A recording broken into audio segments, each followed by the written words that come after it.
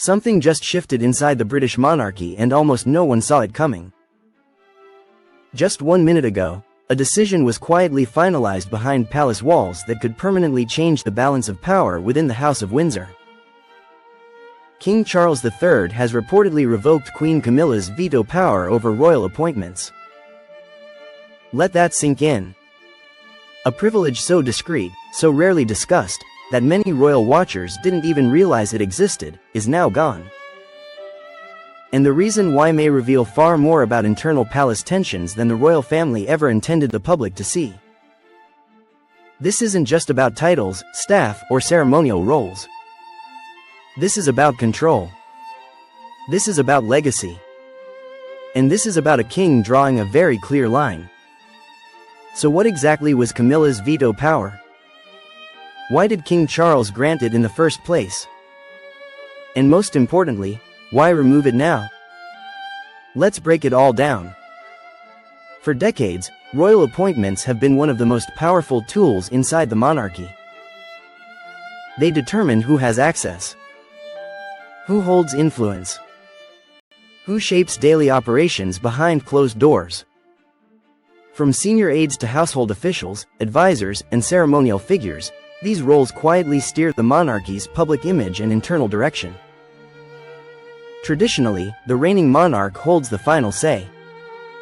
But when Charles ascended the throne, sources say he extended extraordinary trust to Camilla, allowing her informal veto authority over certain royal appointments, particularly those affecting her household and joint royal engagements. It was seen as a sign of unity, a symbol of partnership, and a way to stabilize the monarchy after years of turbulence. Camilla, after all, had spent decades fighting for acceptance. Once vilified, once excluded, once blamed for the collapse of a fairy tale marriage. Now she was queen, and finally, she had a voice. But that voice may have grown louder than the palace expected. Over time, whispers began circulating among royal insiders. Appointments stalled. Candidates quietly removed. Certain advisors suddenly reassigned. Others never making it past the interview stage. Patterns started to form. Some aides reportedly felt frozen out. Others believed loyalty was being tested, not to the crown, but to Camilla personally. Still, the palace said nothing. Until now. According to multiple insider sources, King Charles recently ordered a structural review of royal governance and appointment authority. What the review uncovered reportedly concerned him: decision bottlenecks, internal friction, conflicting chains of command, and at the center of it all, Camilla's veto power. This wasn't about punishment. It was about clarity. King Charles, known for his meticulous nature and deep belief in institutional order, is said to have grown uneasy with overlapping authority. He wanted one final voice. His. And so, the order was issued. Camilla's veto power, quietly revoked. No public announcement. No press release. No ceremony. Just a subtle shift in palace protocol. But make no mistake, the impact is massive. For Camilla, this is more than a procedural change. It's a symbolic recalibration of her role. She remains queen. She remains consort. She remains influential. But she is no longer a gatekeeper. And that distinction matters deeply inside royal circles. Some insiders say Camilla was informed privately and calmly, but not consulted. Others claim she was disappointed but composed. And a few believe this moment reflects a deeper transformation happening within King Charles himself. A king once known for compromise, now asserting authority. A monarch stepping out of the shadow of transition and into full control. But the timing raises questions. Why now? Royal observers point to several possible triggers. One theory centers on succession. Prince William and Princess Catherine are increasingly taking on more responsibility. Their team is expanding. Their influence growing. King Charles may be clearing obstacles, ensuring that future appointments align with long-term succession planning, not internal politics. Another theory points to public perception. The monarchy is under constant scrutiny. Every appointment is examined. Every advisor analyzed. Any hint of favoritism or internal bias could damage credibility. Removing veto power simplifies accountability. One monarch. One decision. One standard. And then there's the human factor. King Charles has waited his entire life to rule. This is his reign.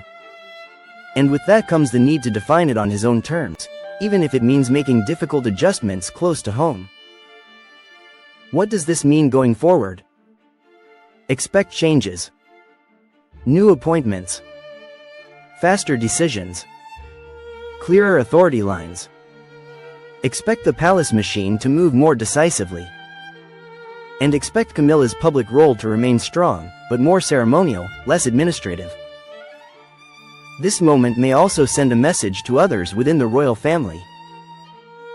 Titles do not equal power. Marriage does not override monarchy. The crown answers to one sovereign. History will likely view this not as conflict, but as consolidation. A king settling into his reign. A monarchy refining its structure. A quiet but firm declaration of leadership. And while the palace may never confirm the details publicly, the ripples are already spreading. Staff are talking. Courtiers are recalculating. Royal authority is almost never pulled back once it's given, especially at this level. That's what makes this moment so significant.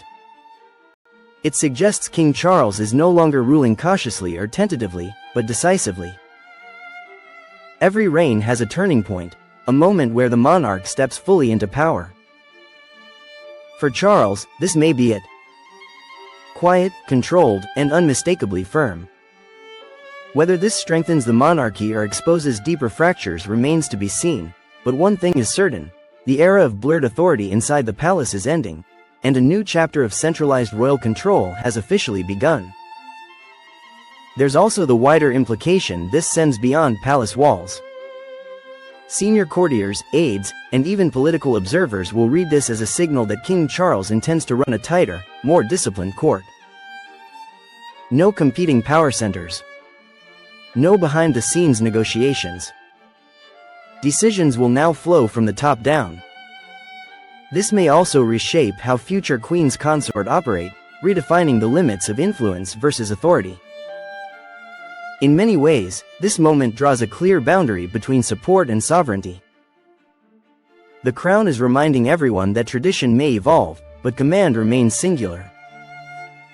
And in a monarchy built on hierarchy, that reminder carries enormous weight.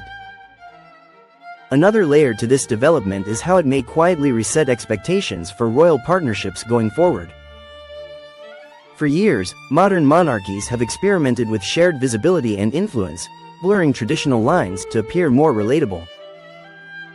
This decision subtly reverses that trend. It reinforces the idea that while collaboration is welcome, authority is not divided. King Charles appears to be signaling that emotional unity does not require shared control. As the monarchy navigates public pressure, generational change, and institutional survival, this move suggests a return to firm constitutional footing, where symbolism supports power, but never replaces it. And royal watchers are paying very close attention. Because when power shifts silently, it often matters more than when it shifts loudly. And this one? This one will be felt for years to come. If you enjoyed this deep dive into royal power, palace politics, and breaking developments inside the monarchy, thanks for watching. Don't forget to subscribe for more exclusive royal updates, like the video, share it with fellow royal watchers, and drop your thoughts in the comments below. Do you think King Charles made the right decision? Thanks for watching, and we'll see you in the next one.